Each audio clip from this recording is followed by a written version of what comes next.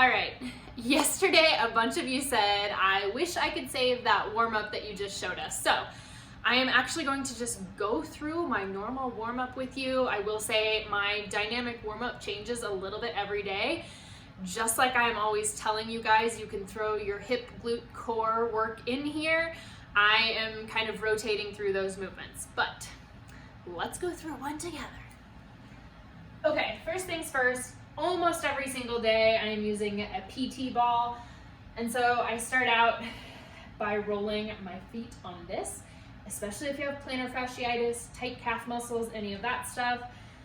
Rolling, holding on a spot, it's actually releasing tension all the way up the leg. So both feet, you can easily be doing double duty here, or you can be checking your Instagram while you're doing this. I feel like runners are multitaskers, so don't feel like you have to just be doing this if you're really hard pressed to get yourself to do a warm-up. Okay, PT ball. Oh, I'm telling you people, this feels so good.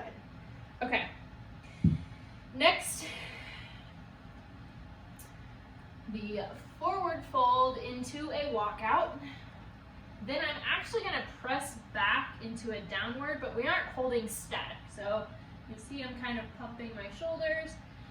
Then I usually do a step forward, twist. And again, we aren't holding anything static. So do a few rotations, go back.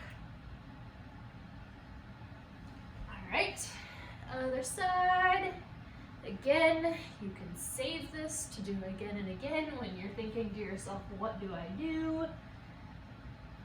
So then I step out to the side, and then I'm actually just kind of dropping this hip towards the floor.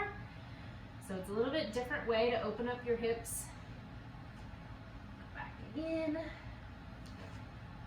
I'm not a super stickler on counting, so roughly 8, 10, whatever. Back again. Now this is where I start my variations. So sometimes I just get into my deep squat, and then I'm kind of pushing my elbows out, or I'm twisting. If you are feeling super tight, another one that I often do is instead of sitting in the Buddha squat, I'm just kind of going down and up. And then I usually go back into that plank. I might do some taps to get my core engaged. I also like reaching out and tapping in front of me. So core engagement is huge when you're running. Now, this is the piece I talked about, walking back. We're keeping our legs straight. That means we've got good flexibility in our hamstrings coming up. Awesome. I might go back down and do a few other things. So one other option is kind of moving legs through. Again, this is core, this is hips. Nice. Now, I am also a huge fan of bird dog for basically everyone. So when I have my stability ball, I will put my knees on it, have my hands on a bench, and that's a great way to make it more intense. Then, like adding in a few more things for the hips, if I am doing a routine that is largely on the floor like this. I'm also almost always trying to make sure my glutes are activated, so sometimes that's a bridge with like a little march. This is a great one.